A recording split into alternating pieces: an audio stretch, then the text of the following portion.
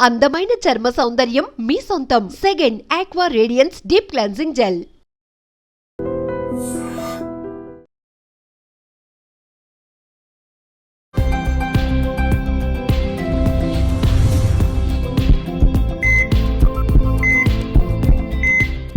నమస్తే, welcome to healthy conversations with iDream. నేను మీ ఝాన్సీ.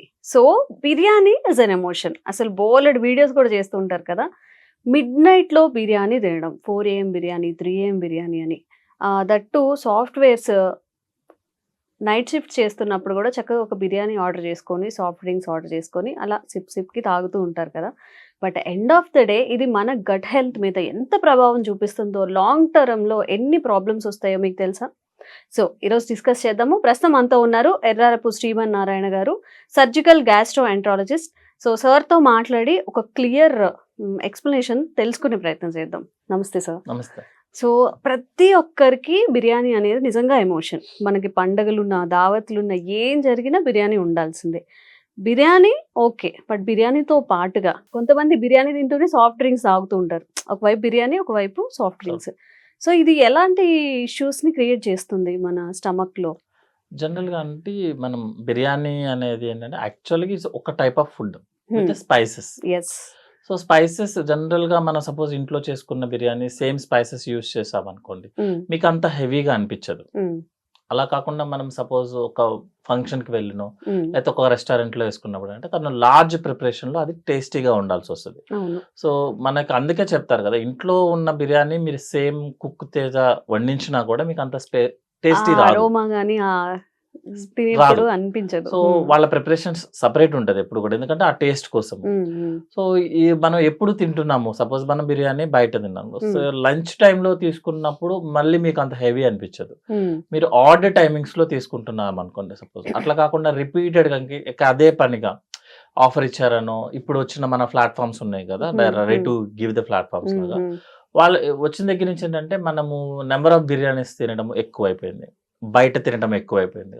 బయట ఫుడ్ మేము జనరల్ గా పేషెంట్స్ అడుగుతాం, మీరు బయట ఫుడ్ తింటారా అంటే, లేదండి ఆర్డర్ చేసుకుని ఇంట్లోనే తింటామంటాడు. అతని ఉద్దేశంలో అది ఇంట్లో తింటాం అనమాట, ఇంటి ఫుడ్ తినడం లాగా. ఇప్పుడు అంటే అంత కామన్ అయిపోయింది అనమాట మీనింగ్ యాక్చువల్. సో ఇప్పుడు మనం బిర్యానీ సపోజ్ బయట బిర్యానీ తీసుకున్నాము, టేస్టీగా ఉండాలి, ఆబ్వియస్లీ తను యాడ్ చేస్తాడు, ఆయిల్స్ యాడ్ చేయాలి, డబుల్ మసాలా, స్పైసెస్ యాడ్ చేయాలి, అన్ని యాడ్ చేస్తాడు. డబుల్ మసాలా ఇప్పుడు మనం మామూలుగా స్పెసిఫిక్ ఆర్డర్ చెప్పేటప్పుడు కూడా డబుల్ మసాలా అని చెప్పిస్తాం, ఎందుకంటే అది బయట తింటున్నాం కాబట్టి ఒక్క పీస్ కూడా మిగలకుండా తినడాలన్న ఒక యావిగేషన్ తో వెళ్తాం. చాలా బాగుండాలి, టేస్టీగా ఉండాలి. ఇంకోటి ఇంట్లో అనుకోండి ఎట్లాగో మనం ఫ్రిడ్జ్ లో పెట్టుకోవడమో మనదే కాబట్టి ఉంటుంది. బయటకు వచ్చేటప్పటికి బయట బిర్యానీ అనేటప్పటికి ఏంటంటే ఉన్నది ఎంతైనా మనకు అవసరం ఉన్నా లేకపోయినా మొత్తం తినేస్తాం. సో మీరు క్వాంటిటీ ఎక్కువ తింటున్నారు. సెకండ్ థింగ్ ఏంటంటే అడల్ట్రేషన్ ఫుడ్ టైప్ అని. థర్డ్, కలర్స్ అన్ని యాడ్ చేస్తాడు, స్పైసెస్ ఎక్కువ ఉంటుంది, స్పైసీ ఎక్కువ ఉంటుంది. నెక్స్ట్ ఏంటంటే ఆయిల్, మీరు మన ఇంట్లో యూస్ చేసిన ఆయిల్ ని బిర్యానీ అతను కూడా యూస్ చేసి చేయాలంటే అతనికి వర్కౌట్ అవ్వదు. ఇంకోటి ఏంటంటే అంత టేస్ట్ రాదు, యూస్ చేసిన ఆయిల్ యూస్ చేస్తేనే టేస్ట్ పెరుగుతుంది అతనికి యాక్చువల్గా. థర్డ్ ఏంటంటే మేము జనరల్ గా అబ్జర్వ్ చేసేది ఏంటి అంటే, కొన్ని సెంటర్స్ లో బిర్యానీ అనేది చాలా టేస్ట్ ఉంటది, అందరికి దానికే వెళ్తుంటారు అని. ప్రిఫరబుల్లీ చాలా మంది ఏం చేస్తారు, నేను మనం వేరే వాళ్ళని అడిగితే చెప్తారు కదా, ఫ్రెండ్స్ వాళ్ళు చెప్తుంటే, యానిమల్ కి సంబంధించిన ఫ్యాట్ ఏదైతే చికెన్ మటన్ యూస్ చేసిన తర్వాత ఆ ఫ్యాట్ ని బిర్యానీ క్లోజ్ చేసే టైంలో వాళ్ళు they will spread on it. So మీకు యానిమల్ ఫ్యాట్ కి సంబంధించిన ఆయిల్ బిర్యానీలోకి వచ్చి that will be give the more taste.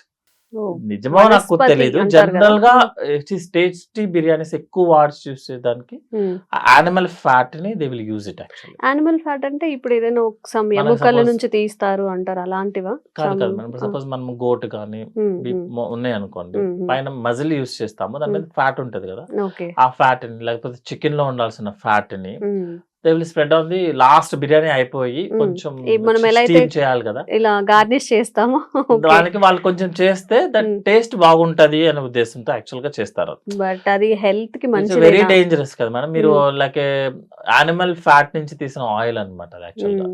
So టేస్టీగా ఉంటది. Adult biryani as a such is a good food. Limited గా తీసుకుంటే, ఇంట్లో వండుకుంటే లిమిటెడ్ గా తీసుకుంటే biryani is a very healthy food actually.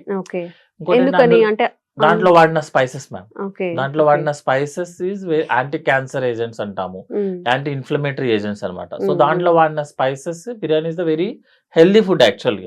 అలాగే వచ్చింది, అంతేగాని బ్యాడ్ ఫుడ్ అయితే మనం ఎందుకు తీసుకొస్తారు మన వాళ్ళ.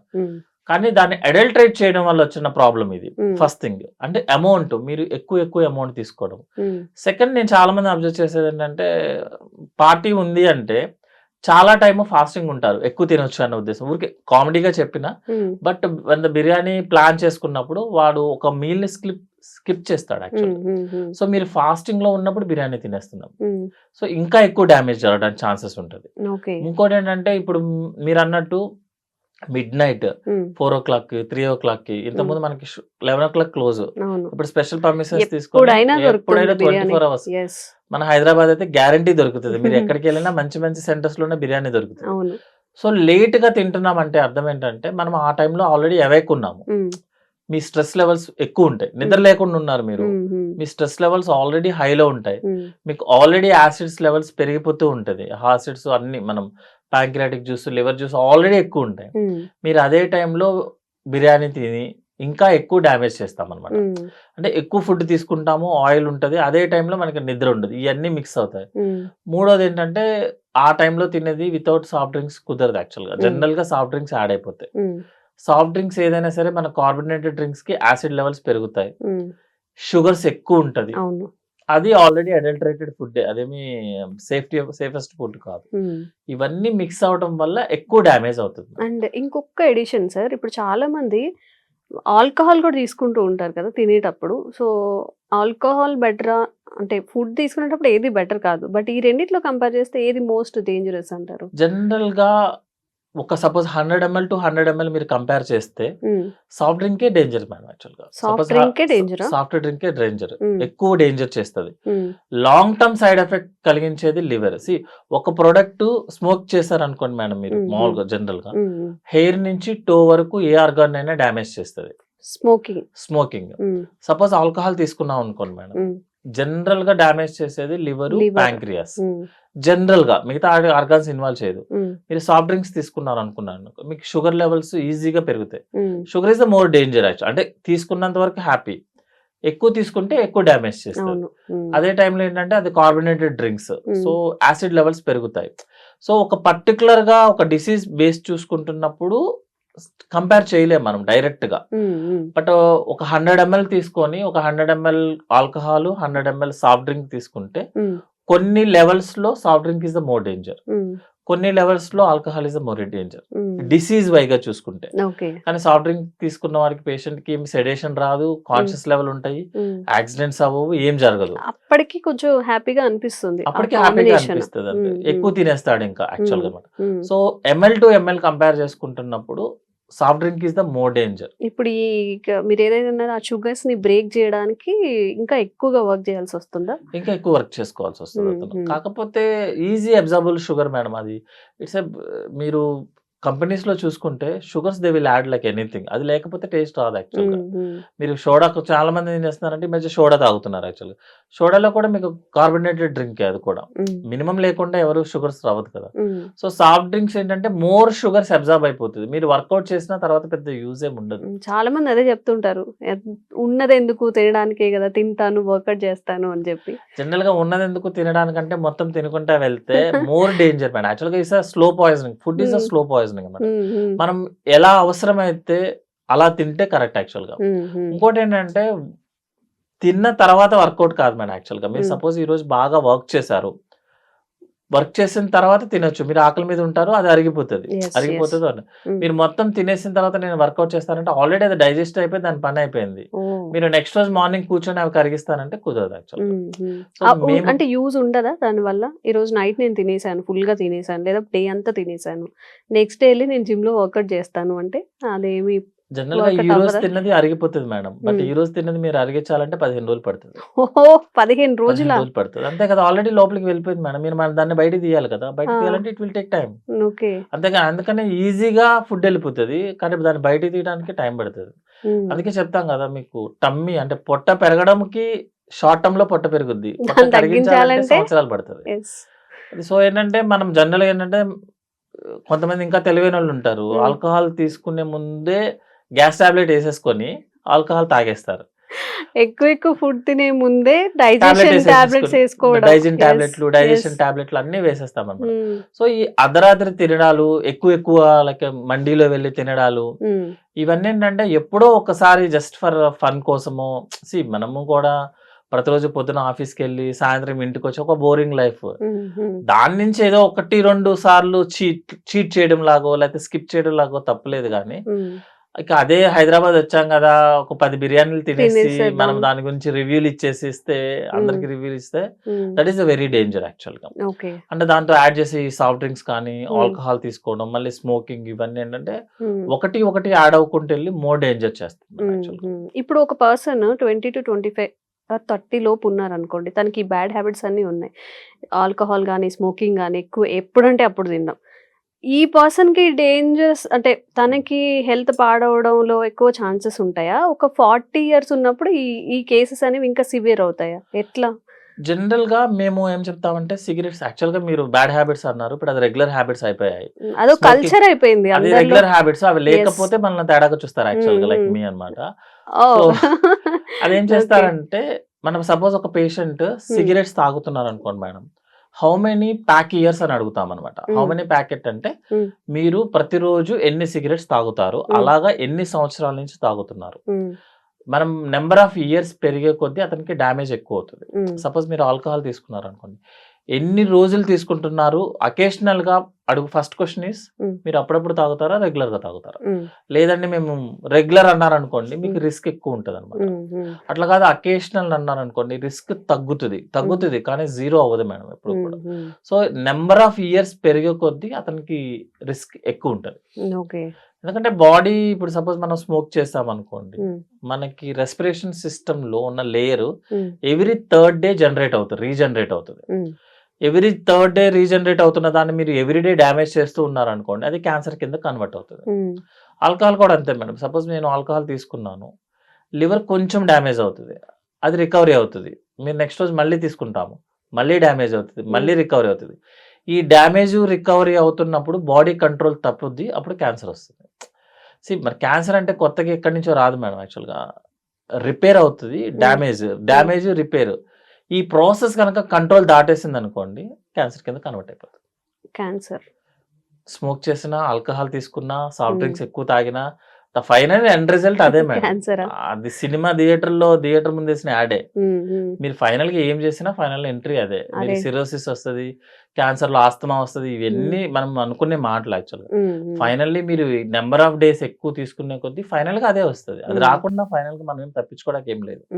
బట్ జనరల్ గా మేమేం చెప్తామంటే, సపోజ్ మీరు స్మోక్ చేస్తున్నారు అనుకో, అయిపోయింది, what ever you enjoyed a lot, ఇంకా వదిలేసి ఇంకా కొన్ని రోజులు మంచిగా హ్యాపీగా ఉండాలంటే ఎక్సర్సైజ్ అంటే స్టాప్ చేసి హెల్దీ హ్యాబిట్స్ స్టార్ట్ చేయండి. హెల్దీ హ్యాబిట్స్ అన్నాం కానీ మిమ్మల్ని ఏమి రిస్ట్రిక్ట్ చేయమని చెప్పలేదు మేడం.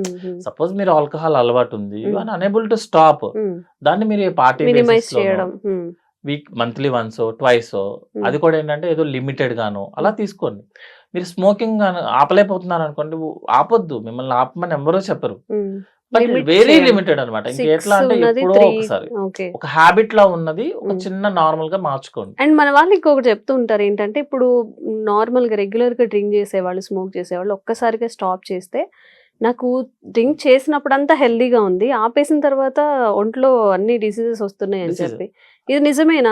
అంటే జనరల్ గా స్మోకింగ్ కానీ ఆల్కహాల్ కానీ మీరు తీసుకున్నారు అనుకున్నాం, అది న్యూరో స్టిమ్యులేటర్ మేడం.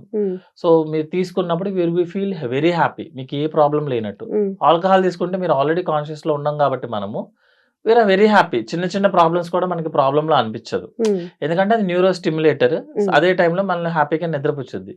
మీరు సడన్ గా స్టాప్ చేశారనుకోండి, అంటే రోజు కాఫ్ సిరప్, సపోజ్ మీరు ఒక స్టిమ్యులస్ లేదు, మీకు రోజు మీకు ఒక స్టిమ్యులస్ ఉండాలి, ఈ రోజు లేదు, సో మీకు ఆల్రెడీ పాత ప్రాబ్లమ్స్ అన్ని బయటకు వస్తుంది.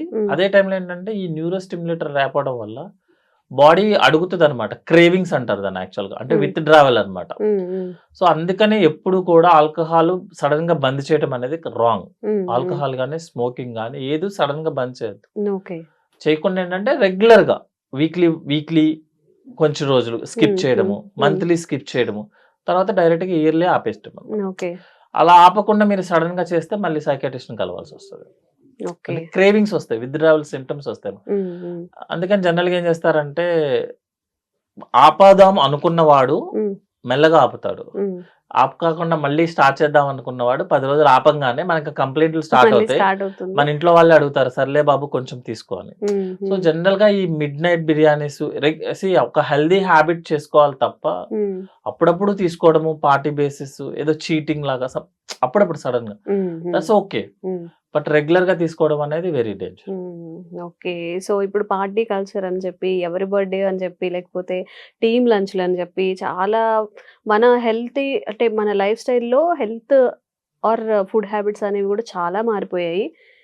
ఒకసారి మనకి ఏదైనా డ్యామేజ్ అయిన తర్వాత ఈ ఫ్రెండ్స్ కానీ వీళ్ళందరూ కూడా ఏం చేయలేరు, మొత్తం మనమే రెస్పాన్సిబుల్గా ఉంటాం. కాబట్టి కాషియస్గా ఉండండి, మనం ఏం తింటున్నాం ఏం చేస్తున్నాం అని కూడా. అండ్ ఇంకా మీకోసం హెల్త్ అవేర్నెస్ కల్పించే వీడియోస్ చేస్తూనే ఉంటాము. Thank you sir. Sir, one life lesson what medicine has taught you. Whatever you can do without expecting. But I really believe మన పాజిటివ్ యాటిట్యూడ్ ఉంటేనే మనం ఏదైనా సాధించగలం. గట్ని మనం కరెక్ట్గా డీల్ చేసినట్లయితే అది మనకి పాజిటివ్ హార్మోన్స్ని రిలీజ్ చేస్తుంది. షుగర్ వచ్చిన వాళ్ళ పరిస్థితి ఏంటి? పొట్ట దగ్గర పెరిగితే దాన్ని ఆండ్రాయిడ్ అంటారు, ఆండ్రాయిడ్ ఫోన్ కదా. అసలు థాట్స్ ఎందుకు వస్తాయి? బ్రెయిన్ డెడ్ అంటే దానికి ప్రపంచం అంతా కూడా కొన్ని నిర్దిష్టమైనటువంటి లక్షణాలు ఉన్నాయి. మానసికంగా ధైర్యంగా ఉంటే క్యాన్సర్ జయించవచ్చు. You are a doctor for a cause sir, అంతే. వాళ్ళకి వచ్చిన ఆదాయం కాకుండా ఫ్రీ సర్వీస్ ఎంతమందికో చేస్తుంది.